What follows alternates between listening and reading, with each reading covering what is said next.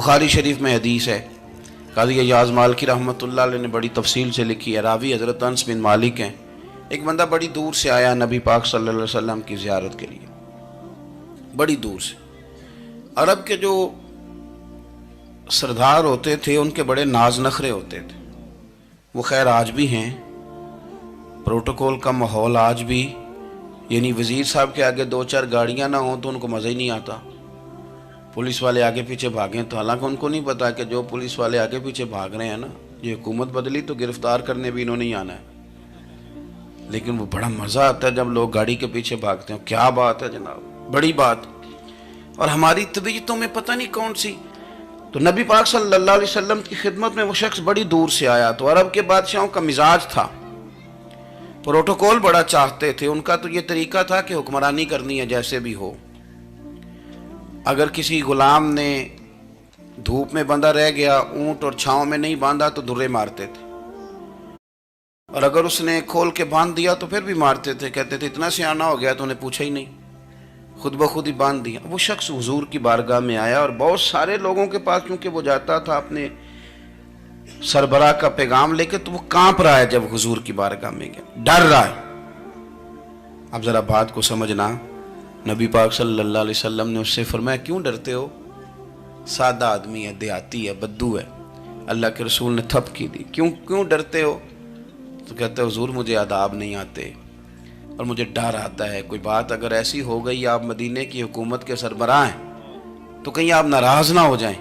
हज़रत अनस बिन मालिक फरमाते हैं बात कहाँ की थी, पहुँच कहाँ गई।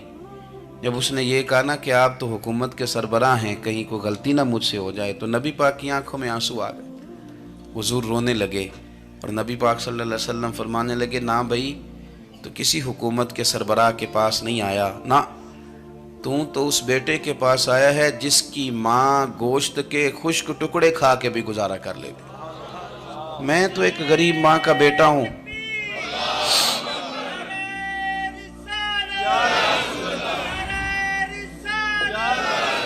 भाई अगर आपका ये ज़ौक़ बन जाए, देखो ना आज तो लोग भूल जाते हैं ना, कपड़े बदल लेते हैं तो वो समझते हैं कि शायद सारा कुछ ही बदल गया। यानी गाँव से आकर पढ़ने वाले भूल ही गए हैं कि किसकी माँ ने कितना जेवर बेचा था। लोग भूल जाते हैं चीज़ों को। अपने माजी को याद रखें, आप लोगों के साथ प्यार करें, आप लोगों को मौका दें, आप थोड़ी सी और कोशिश करें उस शख्स तक जाने की जो आपको मायूस नज़र आ रहा है, परेशान नज़र आ रहा है। ये हमें मिलाद वाले महबूब सल्लल्लाहु अलैहि वसल्लम ने दरस दिया। एक और पहलू, हुजूर सैयद आलम सल्लल्लाहु अलैहि वसल्लम ने, हमारे यहाँ ना अभी भी बरादरी की तकसीम है, अभी भी, और कुछ मैंने ऐसे कमज़ोर लोग भी देखे, ये इस तरह की हरकतें हारे हुए लोग करते हैं। हारे हुए लोग जो अपने आप को समझते हैं कि मैं कोई बड़ा आदमी हूँ।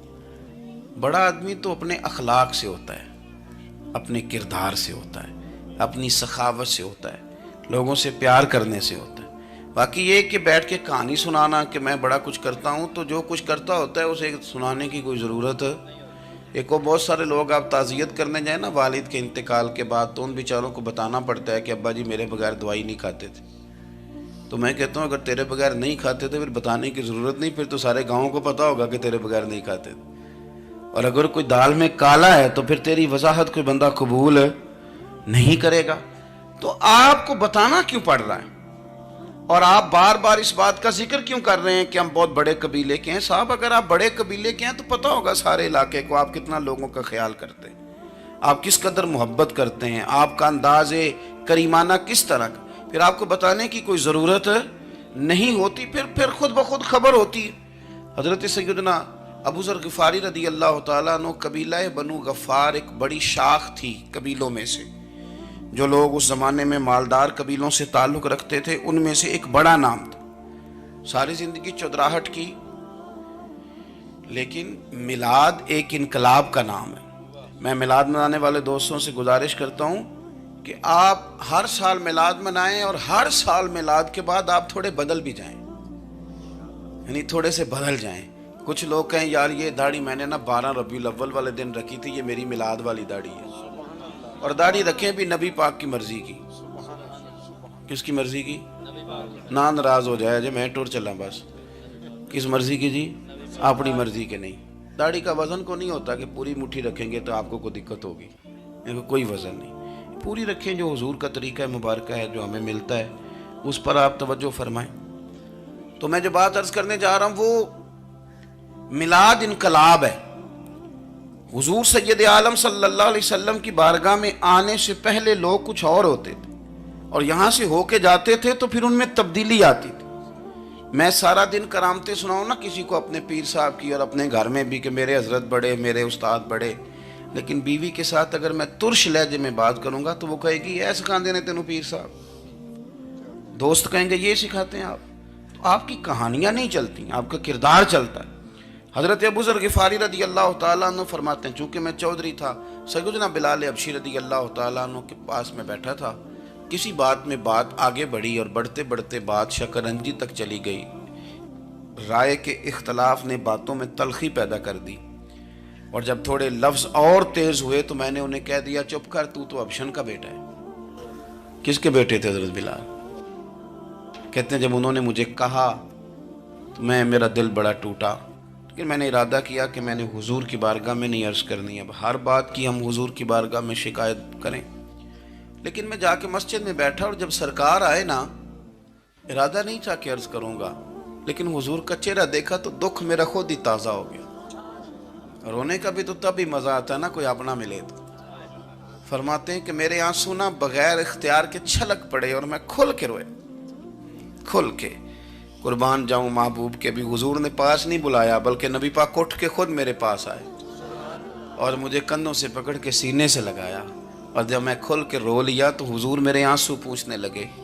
कुछ शेर ऐसे होते हैं जो किसी ने कहे होते हैं और कहने वाला जो होता है वो साहिब हाल होता है, तो उसमें कुछ खूबसूरती ज़्यादा ही हो जाती है। एक पंजाबी के शायर हमारे गुजरात में गुजरे, बुज़ुर्ग थे, उनका एक शेर है, वो कहते हैं, एक बारी मेरी आँखियाँ चों उन्होंने अथरू पूंजे सन।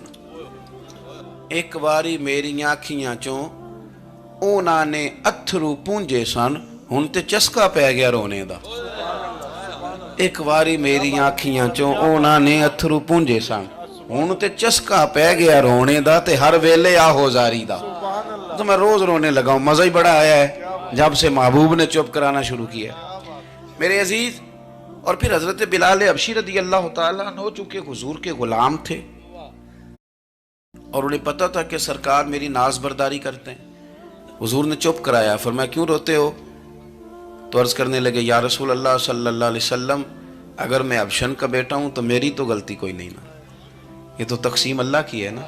अल्लज़ी खलक़का फसव्वाका फ़अदलक फ़ी अय्यि सूरतिन मा शाअ रक्कबक।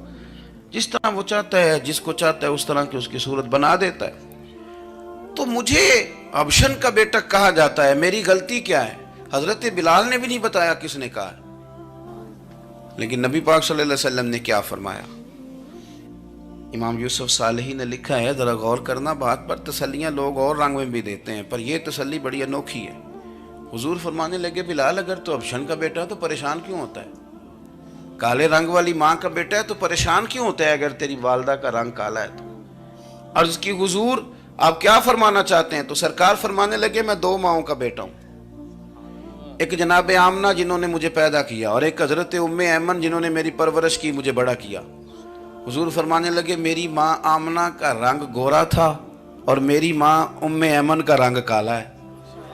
तो फरमाया, अगर तुझे किसी ने काले रंग वाली माँ का बेटा कहा तो उसे कह देना मदीने वाली महबूब के भी तो एक वालदा का रंग काला है, तो कह देना। हजरत बिलाल कहते हैं कि वो इस तरह की तसल्ली थी, तिफल तसल्लियाँ नहीं जिस तरह की हमें दी जाती, वो इस तरह की खूबसूरत तसल्ली थी कि उसके बाद मेरा दिल ऐसा ठंडा हुआ, फिर किसी का ताना ताना नहीं रहा, फिर किसी की तकलीफ नहीं रही। रसूल पाक सल्लल्लाहु ताला अलैहि वसल्लम ने ये जो आज तकसीम है हमारे यहाँ ऊंच नीच की, छोटे बड़े की, ज़ात बरादरी की, हुजूर फरमाते मैंने पाँव के नीचे रख के कुचल दी। अब इसका कोई स्टेटस नहीं रहा, अब ये कोई मामला नहीं। फिर मेरे भाई, एक मामला हमारे अंदर जो और बड़ी शिद्दत के साथ आया है और जिसने बड़ा ज़ोर पकड़ा है, वो ये है कि हम ना पढ़े लिखे लोगों से माजरत के साथ پڑھے لکھے لوگوں کا بھی ایک مسئلہ ہے، وہ دوسروں کو جاہل کہنا ضروری سمجھتے ہیں، الا ماشاء اللہ۔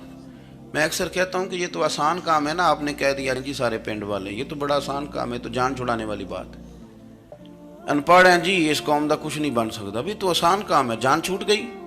میں بھی کھڑا ہوتا ہوں نماز جنازہ کی امامت کرنے کے لیے، کبھی تو کہہ دیتا ہوں کہ جناب آج لوگوں کو نماز جنازہ کی دعا نہیں آتی، تو سوچتا ہوں کہ اگر کسی نے کھڑا کر کے پوچھ لیا کہ آپ نے کتنے لوگوں کو یاد کرائی ہے، ہم نے کبھی کہا کہ آؤ بیٹھو یاد کراؤں، تو اس کا جواب کیا ہے؟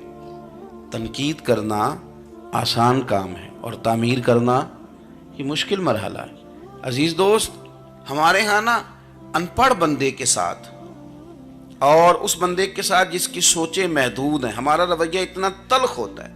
بھئی مزہ تو تب آتا ہے نا جب آپ کو، کچھ لوگ کہتے ہیں میں اچھے کے ساتھ اچھا ہوں، تو اچھے کے ساتھ تو ساری دنیا اچھی ہوتی ہے، آپ نے اس میں کیا کمال کیا؟